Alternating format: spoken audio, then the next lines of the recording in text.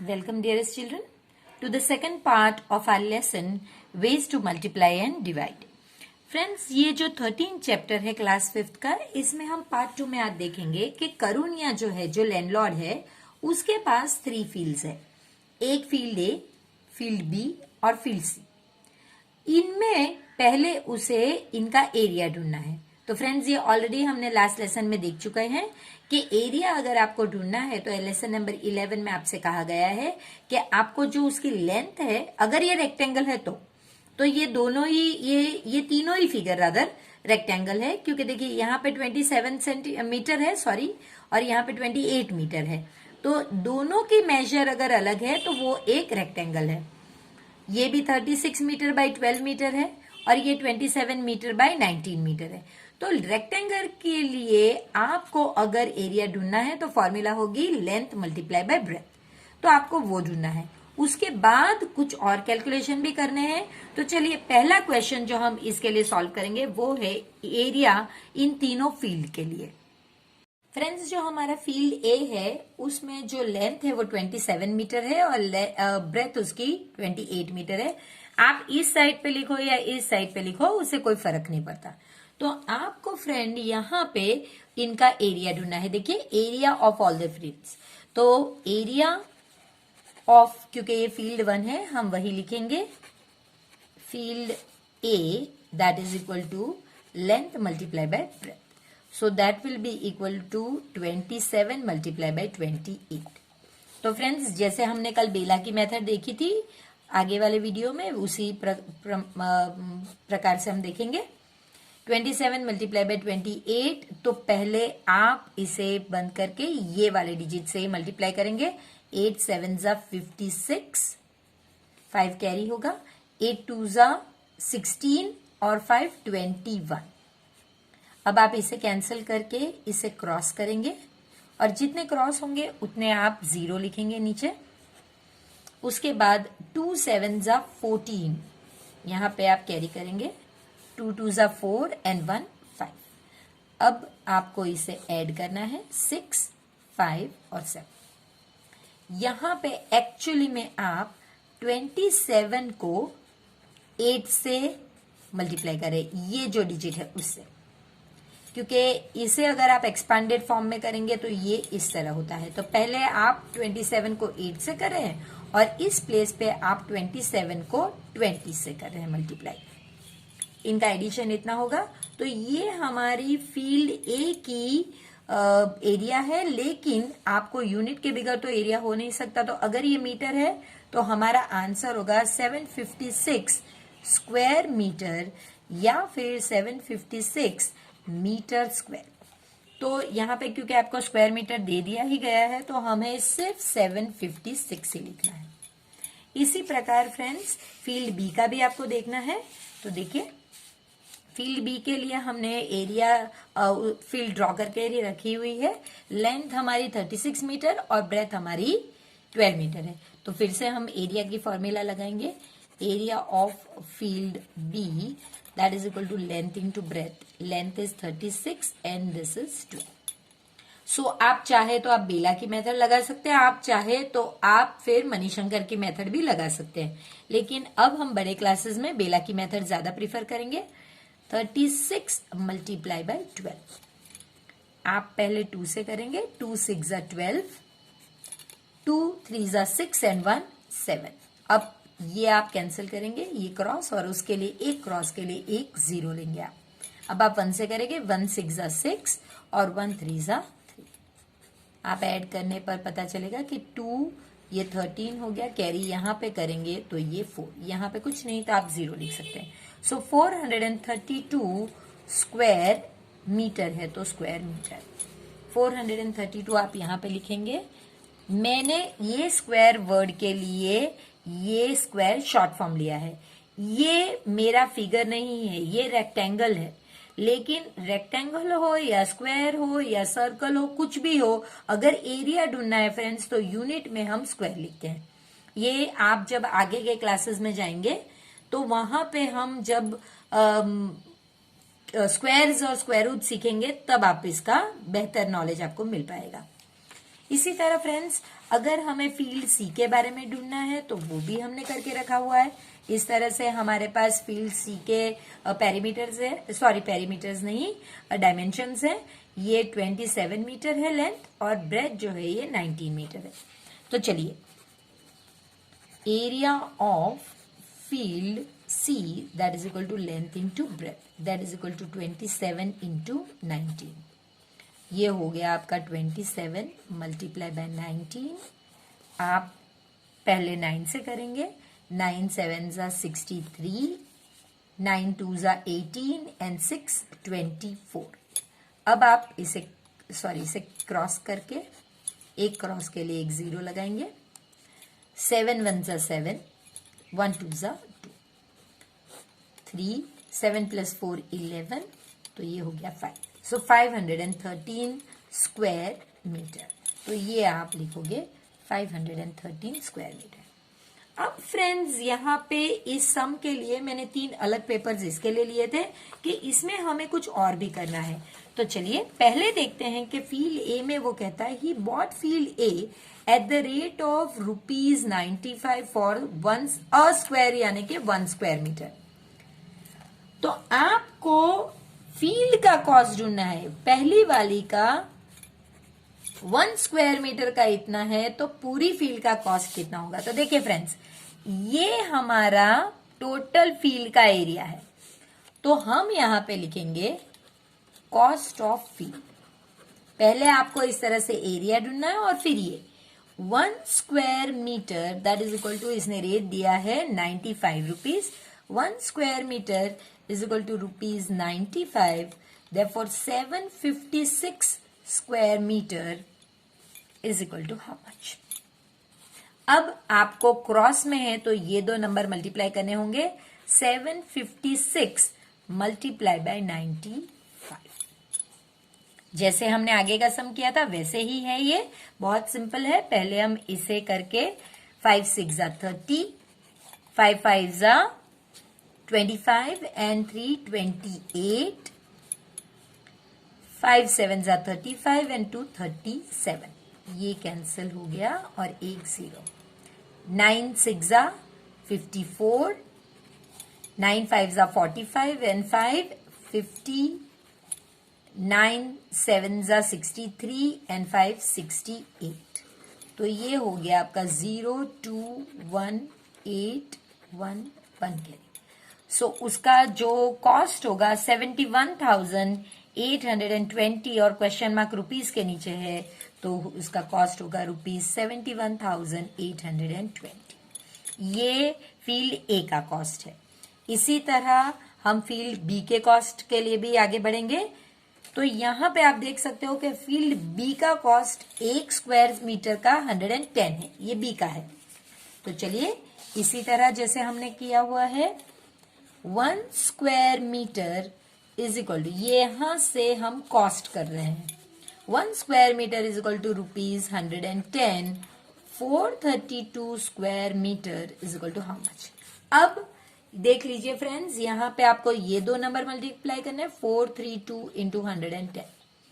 आप चाहें तो 432 मल्टीप्लाई बाई 11 करके फिर उसमें पीछे एक 0 ऐड कर सकते हैं। वो कैसे करते हैं, ये क्विक मैथ्स है।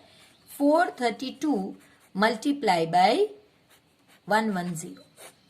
नॉर्मली ये जो 0 रहता है ये हम बाद में करते हैं, तो यही कैलकुलेशन करके बाद में आप 0 रख सकते हैं। 1 2 जा 2, 1 3 जा 3, 1 4 जा 4, ये हो गया तो इसका एक 0। 1 2 जा 2, 1 3 जा 3, 1 4 जा 4, 2 5 7 4। अब आप ये जो 0 है एंड में ला सकते हैं, तो आपका रेट हो गया 47,520 रुपीज। ये फ्रेंड्स उसकी फील्ड बी का कॉस्ट है। और लास्ट में इसी तरह अगर आपको फील्ड सी का कॉस्ट ढूंढना है तो पहले आपको देखना होगा कि उसका रेट क्या है। 120 रुपीज का 1 स्क्वायर मीटर है। तो ये हमारा फील्ड सी का है। So 1 square metre is equal to ₹120। 513 square metre is equal to how much. तो एक्चुअली में आपको 513 मल्टीप्लाई बाय 120, तो हम 513 मल्टीप्लाई बाय 12 करेंगे और फिर बाद में एक जीरो इसका ऐड करेंगे। तो कैसे करेंगे? 513 मल्टीप्लाई बाय 12 और ये जीरो हम अलग से लिखेंगे। 2 3 जा 6, 2 1 जा 2, 2 5 जा 10, ये हो गया। तो इसका जीरो, 1 3 जा 3, 1 1 जा 1, 1 5 जा 5, ये हो गया 6 5 1 6 और फिर बाद में आप ये जीरो यहां पे रखेंगे। इसे लिखना तो आपको साथ में ही है, यानी कि 61,560। ये कोई अलग नहीं है, ये सिर्फ ये बताने के लिए कि हमने जीरो को नीचे आंसर मिलने के बाद पीछे रख देंगे। ये मैं सेपरेट नहीं कर रही हूं। तो उसकी फील का कॉस्ट होगा 61,560 रुपीज। तो हमने इसलिए यहां पे लिख लिया है कि उसके 3 फील का कॉस्ट कितना है। अब हमें जानना है कि हम how did he spend more than a lakh of rupees. तो हम ऐड करके देख लेते हैं फ्रेंड्स, क्या उसने लाख से ज्यादा खर्च किए हुए हैं?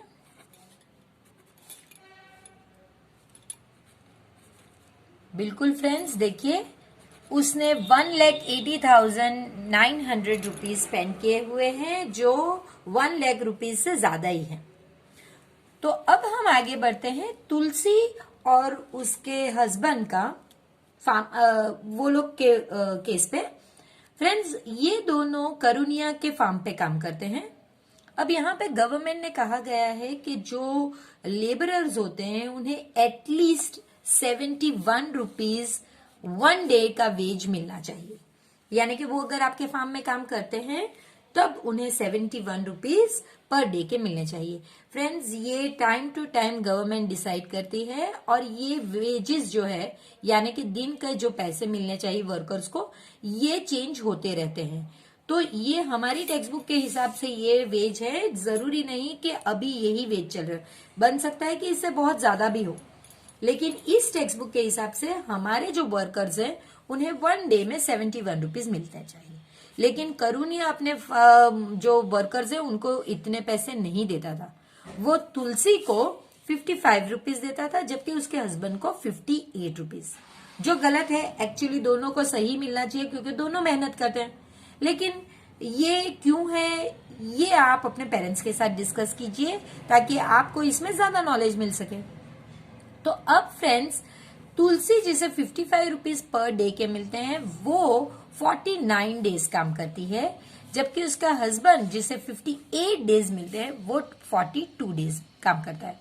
तो आपको पहले इनके अलग अलग से ये खुद कितना कमाते हैं वो करना है और फिर ऐड करके बताना है कि टुगेदर वो कितना कमाते हैं।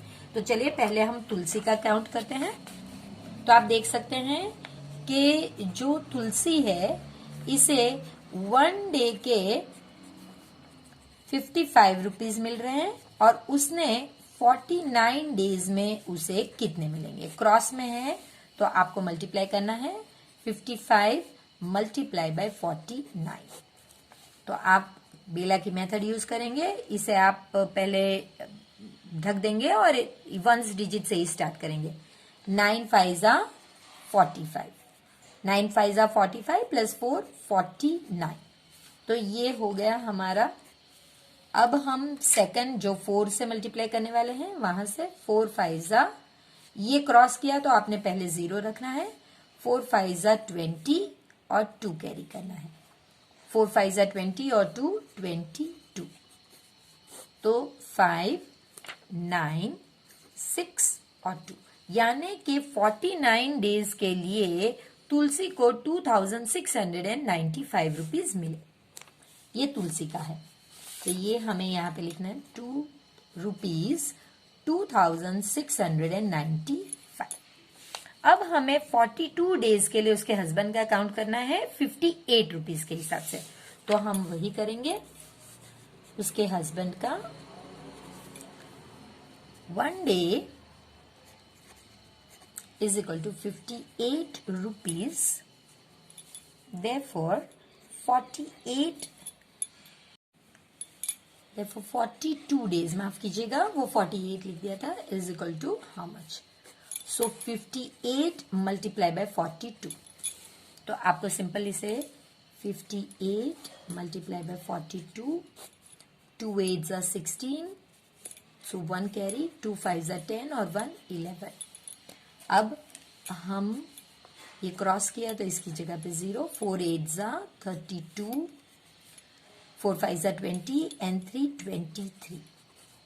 तो ये हो गया आपका 6 4, सॉरी ये 3 है, 4 और 2, 2436 रुपीज. सो 2436 रुपीज.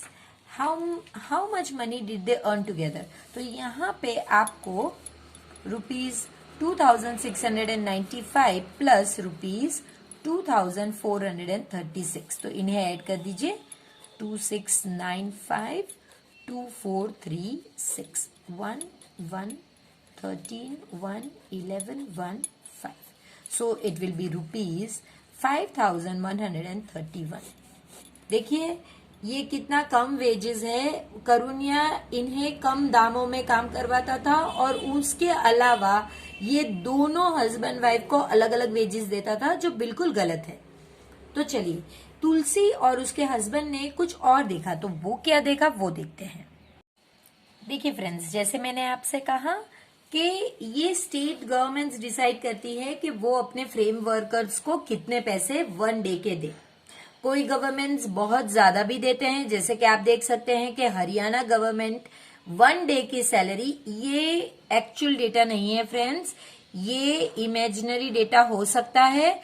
तो ये जरूरी नहीं ये स्टेट कम दे रहा है, ये स्टेट ज्यादा दे रहा है, ये जरूरी नहीं. ये सिर्फ मैथ सॉल्व करने के लिए और आपको बेहतर तरीके से समझ में आए इसके लिए है. तो प्लीज ऑफेंड मत होइएगा, सिर्फ इसे एक सम की तरीके से देखिएगा.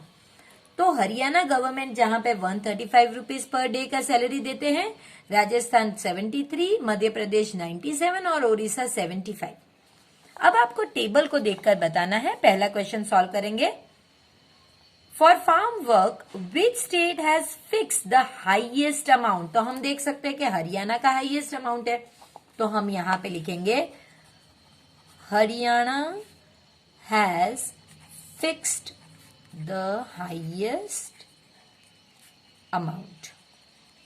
वैसे अमाउंट क्या है आपको नहीं पूछा गया, लेकिन आप ब्रैकेट में 135 रुपीज इस तरह से लिख देंगे तो बेहतर रहेगा.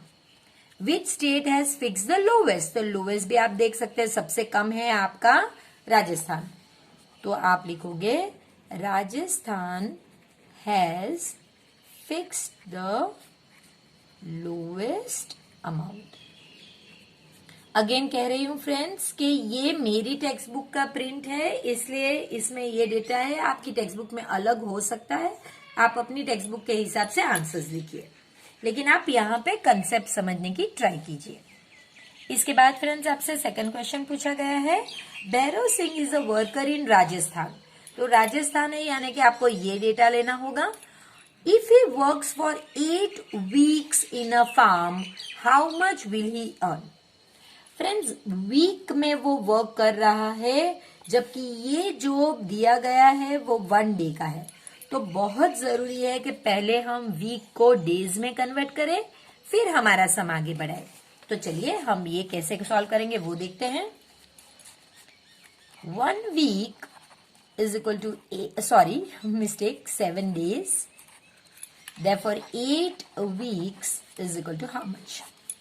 8 into 7 that is equal to 56 days. अब आपको सम आगे बढ़ाना है भैरव सिंह के लिए. तो देखिए 1 डे, वो भैरव सिंह जो है ये राजस्थान में फार्म वर्क कर रहे हैं, तो 1 डे का वहां पे आप देख सकते हैं कि टेबल में 73 रुपीज दिया गया है, वो लेकर आपको आगे बढ़ना होगा. 1 day is equal to rupees 73, तो भैरव सिंह ने 56 डेज काम किया है, is equal to how much. तो आपको सिर्फ ये दो को मल्टीप्लाई करना है.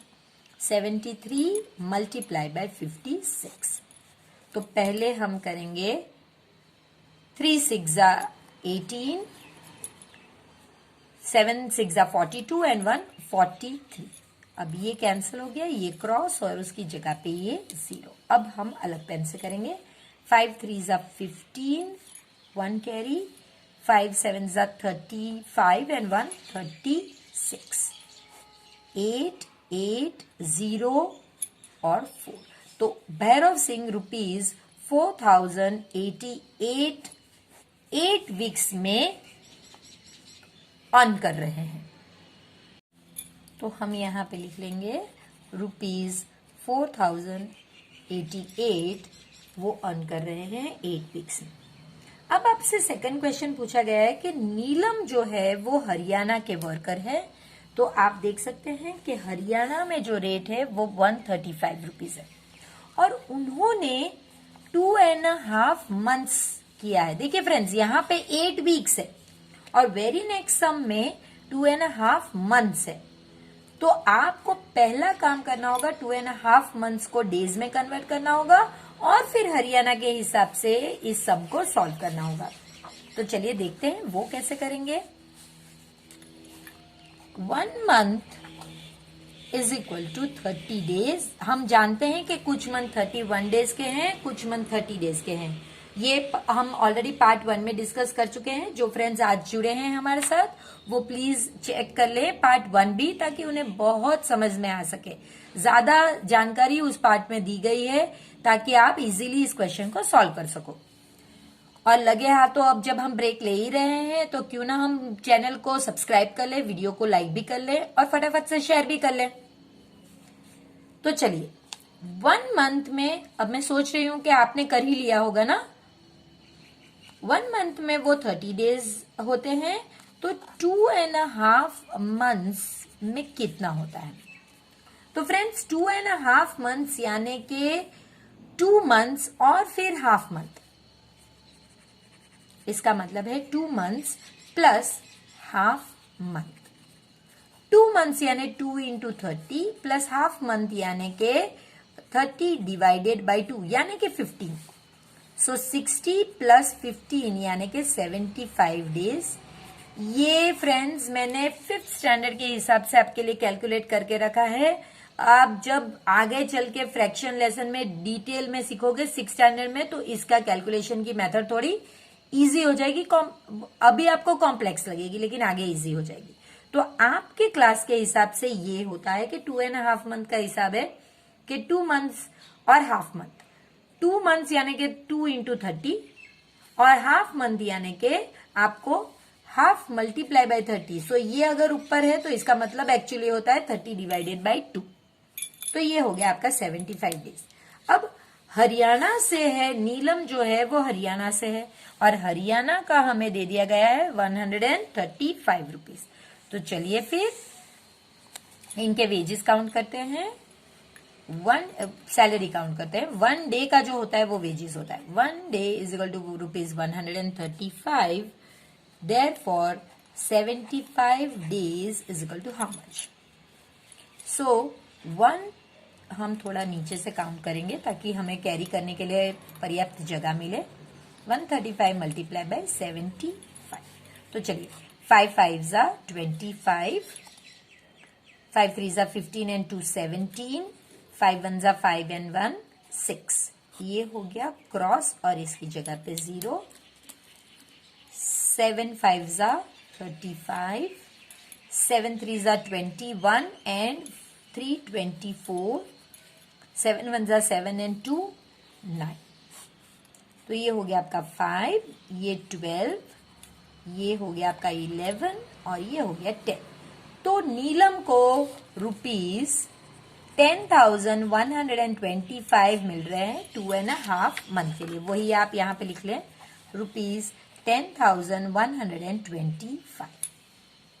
अब आपसे जो क्वेश्चन नंबर डी है उसमें ये पूछा गया है कि how much more will a farm worker in Madhya Pradesh get than a farm worker in Orissa after working for 9 weeks?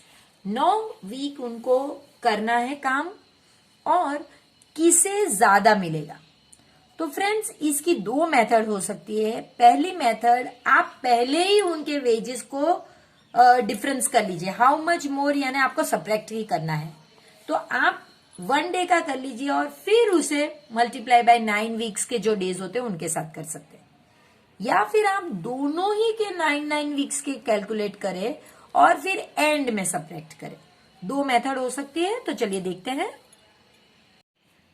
Madhya Pradesh में आप देख सकते हैं कि जो डेली वेज है वो ₹97 है और ओडिशा में डेली वेज है ₹75। तो पहली मेथड हम देख रहे हैं, difference in daily veg, that is equal to ₹97 minus ₹75, यानी कि 2 और ये हो गया 2, यानी 22 रुपीज का डिफरेंस है। अब आपको ये ही करना है कि 9 weeks is equal to 1 week is equal to 7 days. 9 week is equal to how much? 9 into 7, that is equal to 63 days. अब ये जो है आपका एक दिन का डेली वेज, यानी कि एक दिन का, तो 1 day is equal to ₹22, so 63 days is equal to how much? तो आपका होगा 63 मल्टीप्लाई बाय 22, 2 3 ज़ा 6, 2 6 ज़ा 12, कुछ नहीं तो क्रॉस 0, 2 3 ज़ा 6 और 2 6 ज़ा 12, तो 6 8 3 1। ये मेरा आंसर इतना इजीली आ गया कि इनका डिफरेंस इतना होगा। मैंने किया कुछ नहीं, पहले ही मैंने उनके डेली वेजेस को डिडक्ट कर लिया, सब्ट्रैक्ट कर लिया, तो मुझे जो डिफरेंस है वो मिल जाएगा, क्योंकि मुझे डिफरेंस ही ढूंढना है। उसके बाद मैंने ये जो 9 वीक्स की बात थी, इसे मैंने डेज में कन्वर्ट कर लिया, क्योंकि मेरे पास तो डेज का डेटा है। तो इसे जब मैंने डेज में कन्वर्ट किया और फिर तो मेरे पास 63 डेज आए। फिर मैंने 1 डे में अगर 22 रुपीज है तो 63 डेज में कितना, वो कैलकुलेट कर लिया। तो इतना इजी सम है। अगर मैं ये ना करती फ्रेंड्स तो बहुत लंबा सम हो जाता, वो मैं आपको बताती हूँ कैसे करती। उस सम में भी मुझे ये तो करना ही पड़ता कि 1 week is equal to 7 days, so 9 weeks is equal to how much? So 9 cross में है तो 9 मल्टीप्लाई बाय 7, यानी कि 63 डेज। ये तो मुझे करना ही होता। अब मैं अलग से ढूंढती कि देखिए 1 डे, ये मैं पहले कर रही हूं हमारे मध्य प्रदेश के लिए। 1 day is equal to ₹97, so 63 days is equal to how much? 97 multiply by 63, 21, 27 और 2 29, 6 7 ज़ा 42 और ये हो गया 54 और 58। तो ये हो गया मेरा 1 1 1 और 6। तो ये हो गया मेरा मध्य प्रदेश के जो डेली वर्कर है, फार्म वर्कर, उसका 9 वीक्स की सैलरी। अब मैं यही चीज ओडिशा में करूंगी। 1 day is equal to ₹75, 63 days, क्योंकि दोनों ही 9 वीक्स के लिए काम कर रहे हैं माइंड यू फ्रेंड्स। तो ये अब क्रॉस मल्टीप्लाई करेंगे, यानी कि 75 मल्टीप्लाई बाय 63, 5 3 ज़ा 15, 21 एंड 22, 6 5 ज़ा 30, 42 एंड 3 45। तो ये हो गया आपका 5274। तो ये जो वर्कर हमारा ओडिशा में है वो इतना अर्न करेगा। और अब जाके मुझे डिफरेंस फाइंड करना है। तो अब difference is equal to 6,111 minus 4725 011, so 6 0 10, so 8 5 10, so 3 and 1, 1386। तो आप देख सकते हैं फ्रेंड्स यहाँ भी 1386 ही आया, जबकि यहाँ पहले ही हमने सिंगल डे का कर लिया और फिर 9 वीक्स को कन्वर्ट करके सिंपल ये दो को मल्टीप्लाई कर लिया। ये इतना सिंपल है, तभी भी वही आंसर। और ये पूरा स्टेप करने के बाद, यानी कि बहुत ज्यादा कैलकुलेशन करने के बाद एंड में सबट्रैक्ट करेंगे तभी भी वही आंसर है। अब आप अपनी स्कूल की पैटर्न फॉलो कीजिए, जो स्कूल में पैटर्न है उस हिसाब से सम कीजिए, आंसर दोनों का सेम ही आएंगे। फ्रेंड्स, ये एक बच्चा जो 13 ईयर ओल्ड है, सतीश, उसकी कहानी है। उसके फादर ने लोन ली थी फार्मिंग के लिए, बट क्रॉप्स फेल हो गए, यानी उस साल कुछ क्रॉप्स ग्रो नहीं हो पाए, कुछ भी रीजन होगा। और सतीश की जो मदर है, उन्हें लोन के लिए जो लिए गए अमाउंट उसमें 5000 ईच मंथ उन्हें पे करना था। अब सतीश क्योंकि सिर्फ 13 इयर्स का बच्चा है, वो स्कूल के साथ साथ अगर वो वर्क करता भी है तो वो क्या करता था फ्रेंड्स कि वो 17 गोट्स विलेज की जो है उनका टेक केयर करता था। He earns ₹1 every day for 1 goat. How much will he earn in 1 month? तो देखिए फ्रेंड्स, 1 मंथ में होते हैं 30 डेज। तो आपको 2 कैलकुलेशन करना है। पहला तो कि ये जो है ये 1 गोट के लिए अर्न करता था, तो 17 गोट्स के लिए कितना, और ये जो है ये 1 डे भी 1 है। तो चलिए पहले ये कैलकुलेशन करते हैं कि ये 1 डे का है फ्रेंड्स। देखिए 1 goat is equal to ₹1, therefore 17 goats is equal to how much? तो आप देख सकते हैं 17 इंटू 1 ने ₹17, यानी कि वो 1 डे में ₹70 अर्न करता था।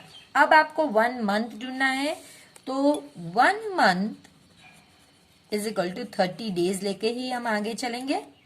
और अब हम इसके लिए कैलकुलेशन करेंगे 1 डे इज इक्वल टू, ये उसकी जो आमदनी है वो है फ्रेंड्स, जो वो कमाता है। So 1 day is equal to ₹17, 30 days is equal to how much? तो हमारा कैलकुलेशन होगा 17 मल्टीप्लाई बाय 30। सो आप 17 3 करें और फिर बाद में जो भी आंसर आए उसमें आप 0 ऐड कर सकते हैं। 17 मल्टीप्लाई बाय 3 और 0 आप अलग से लिखें यहाँ पे। 3 7 21, 3 1 3 और 2 5, और यहाँ पे आप आंसर आ गया आपका, तो आप सिर्फ यहाँ पे एक 0 लगा दीजिए।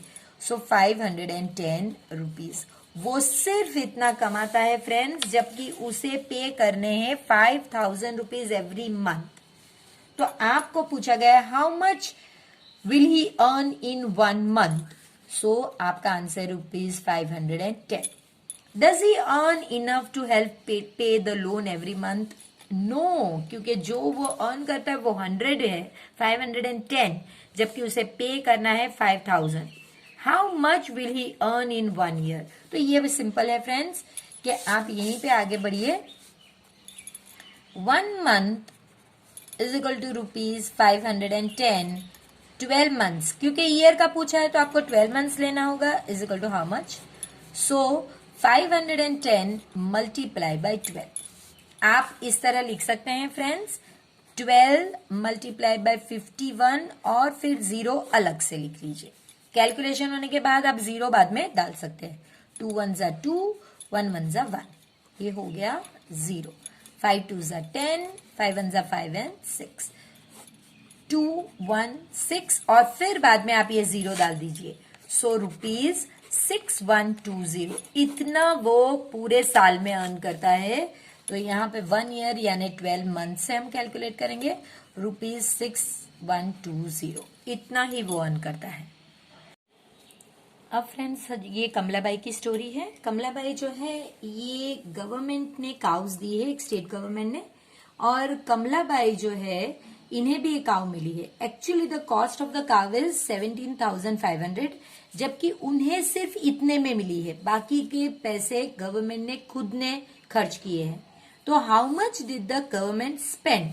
सो 17,500 is the cost, minus 5,500 is what Kamlabai give. तो ये आपका हो गया 0 गवर्नमेंट ने फ्रेंड्स ₹12,000 अपनी तरफ से खर्च करके कमलाबाई और उन जैसे अलग अलग फार्मर्स को हेल्प करने के लिए दिया हुआ है। 1 काउ के पीछे गवर्नमेंट इतना देती है। If 9 people from her village got cows, how much did the government spend in all? तो हम सिंपल लिखेंगे friends, 1 cow is equal to ₹12,000। Government के लिए तो 1 काउ 12,000 रुपीज देने के बराबर है। Therefore 9 cows is equal to how much? So 12,000 into 9। तो आपको सिर्फ 12 नाइन्स करना है। 12 नाइन्स 108 और फिर बाद में आप ये 3 zeros डाल सकते हैं।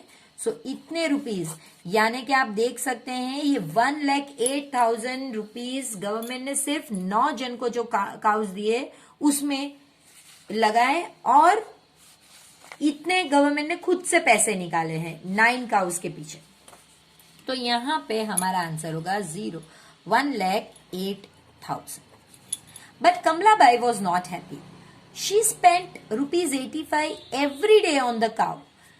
She made some money by selling the milk. यानी कि काउ जो है वो मिल्क भी देती थी, लेकिन साथ साथ में काउ के लिए कुछ खर्च भी करना पड़ता था। तो कमलाबाई 80 रुपीज एवरी डे यानी कि 1 डे पे उस काउ के पीछे खर्च करते थे। If Kamalabai spends ₹85 a day, find out how much will she spend in a month. A month यानी 30 days। तो फ्रेंड्स वही होगा, देखिए 1 डे ये उसका एक्सपेंडिचर है जो वो स्पेंड करने वाली है। 1 day is equal to ₹85। 30 days यानी कि 1 month is equal to how much? So 85 into 30। आप 85 को 3 से ही मल्टीप्लाई कीजिए और बाद में जो 0 होगा वो आप बाद में डाल दीजिए।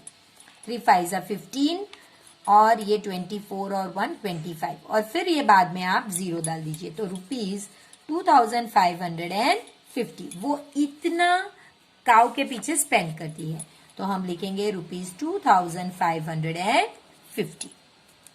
इसके बाद friends, the cow gives 8 litre of milk every day. How much will it give in a month? ये भी सिंपल कैलकुलेशन है। 1 मंथ यानी अगेन आप 30 डेज पे कैलकुलेट करिए। 1 डे में 8 लीटर। तो चलिए फिर से कैलकुलेशन।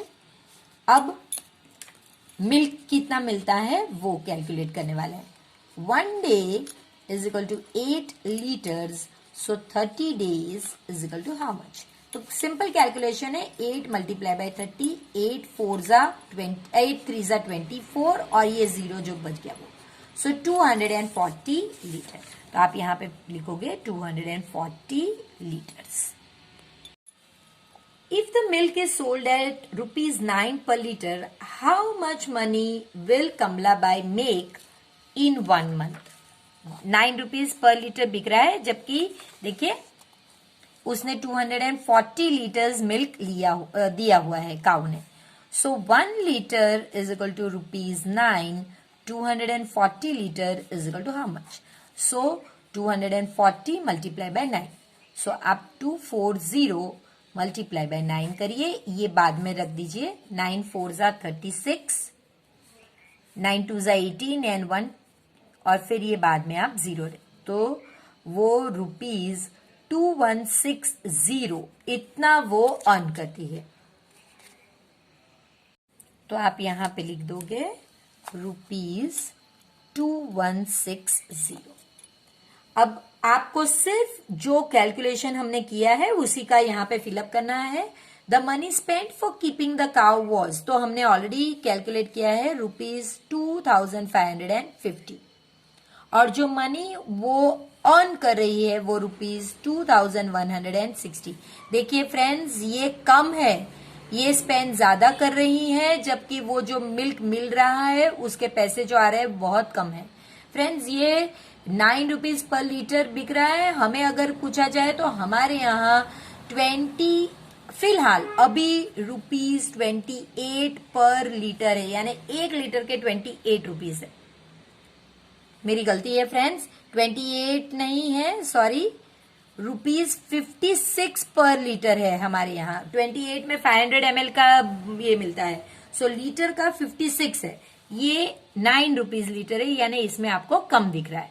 अभी हमारे यहाँ 56 रुपीज लीटर है, sorry.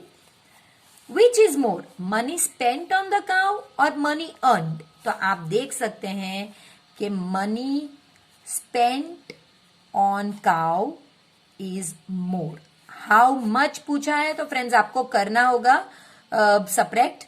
2550 minus 2160, 0 4 15. So 390 rupees more. इतना उसे लॉस हो रहा है, रुपीज 390 उसे लॉस हो रहा है. Why she wants to sell the cow? Because she bears a loss of rupees 300. उसे इतना हर महीने अपनी जेब से निकालना पड़ रहा है गाय को भरण पोषण करने के लिए, उसे उसके पीछे स्पेंड करने के लिए, इसलिए वो बेचना चाहती है वो काउ. फ्रेंड्स, ये कुछ बहुत ही सिंपल सम्स है. Suki works on a farm. He is paid 98 for 1 day. He works for 52 days. How much will he earn? बहुत सिंपल है friends. 1 day is equal to rupees 98. 52 days direct ही दे दिया गया है. is equal to how much? Multiply कीजिए. 98 multiplied by 52. 98, 52. 2 6 are 12. अरे sorry, 2 8 are 16. 2 9 are 18 and 1 19. 5 8 are, इसके पहले 0 रखिए, फिर 5 8 are 40, 45 and 49. तो ये आपका हो गया 6901. तो इसका आंसर हो गया ₹5096. Second one, friends. Hariya took a loan to build a house. He has to pay back ₹2750 every month for 2 years. How much will he pay back in 2 years? तो 2 years को आपको months में calculate करना है. तो पहले वही करेंगे friends. 1 year is equal to 12 months. 2 years is equal to how much? 12 into 2 यानी कि 24 months. अब आपको ये लेके आगे बढ़ना है. 1 month में उसे लोन के लिए ₹2750 पे करना होता है. वही लिखिए, ₹2750. So 24 months is equal to how much? 2750 multiply by 24. 2750 यहां से आपके multiply by 24. 4 5s are 20, 28 and 30 और 8 and 11.